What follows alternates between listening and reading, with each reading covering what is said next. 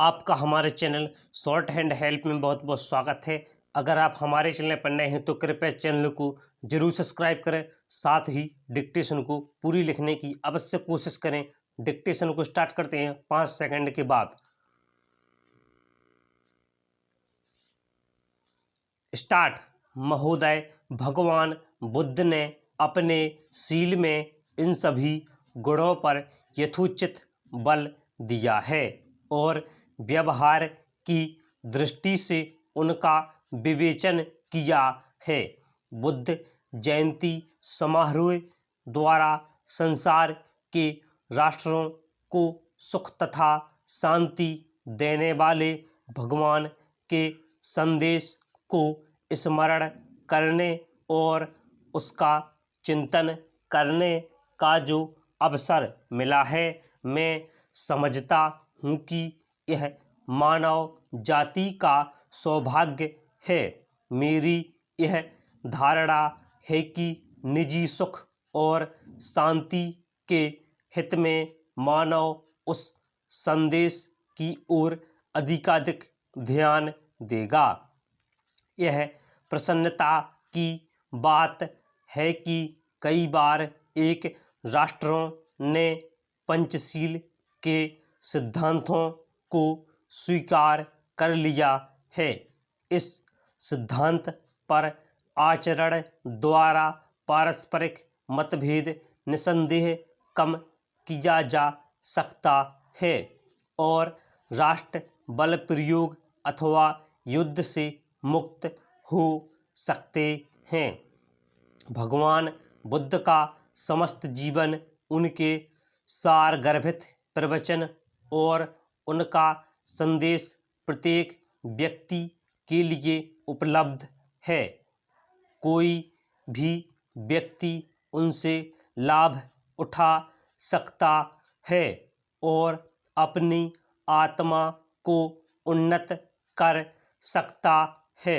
हमारे देश में जहाँ भगवान ने निर्वाण प्राप्त किया और प्रथम उपदेश दिया, महात्मा बुद्ध का जनता के हृदयों में ऊंचे से ऊंचा स्थान है।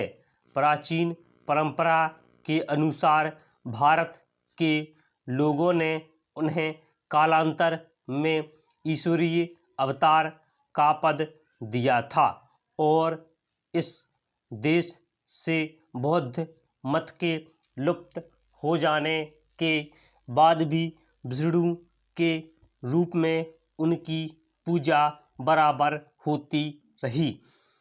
भगवान बुद्ध की विचारधारा तथा उनके सदुपदेश का हिंदू विचारधारा पर गहरा प्रभाव पड़ा है और बौद्धशील आज भी हिंदू धर्म का एक अंग है। मैं विनम्रतापूर्वक एक और बात कहना चाहूँगा।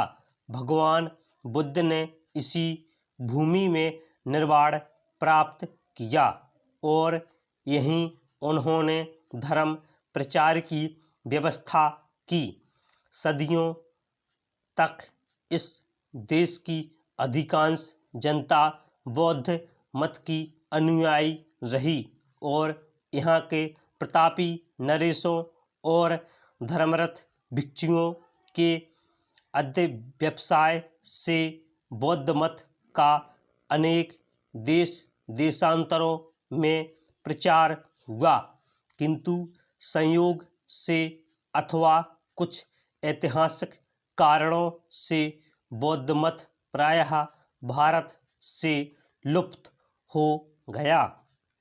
यह सब होते हुए मैं कह सकता हूँ कि 2-4 हजार वर्ष की इस समस्त अवधि में भगवान बुद्ध के प्रति यहाँ के लोगों की आस्था तथा श्रद्धा बराबर रही। विश्व के इतिहास में शायद और कोई ऐसा उदाहरण नहीं मिलेगा। मुझे कोई भी दूसरा देश ऐसा दिखाई नहीं देता जहाँ कोई अवतार हुआ हो और समस्त जनता कुछ समय तक उसकी अनुयायी रहकर किसी अन्य मत को अपना चुकी हो, परंतु फिर भी उस देश में उस अवतार का वही आदर और उसके प्रति वही आस्था की भावना बनी रही हो जैसी भारत में भगवान बुद्ध के प्रति हजारों वर्षों से रही है। हो सकता है कि यह सहिष्णुता और यह उदारता इस देश को स्वयं भगवान बुद्ध की ही देन हो।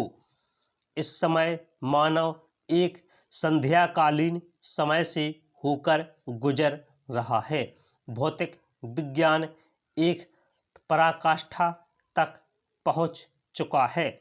ऐसा मालूम पड़ता है कि भगवान ने भौतिक संपन्नता को ही सुख का एकमात्र साधन मान लिया है। स्टॉप।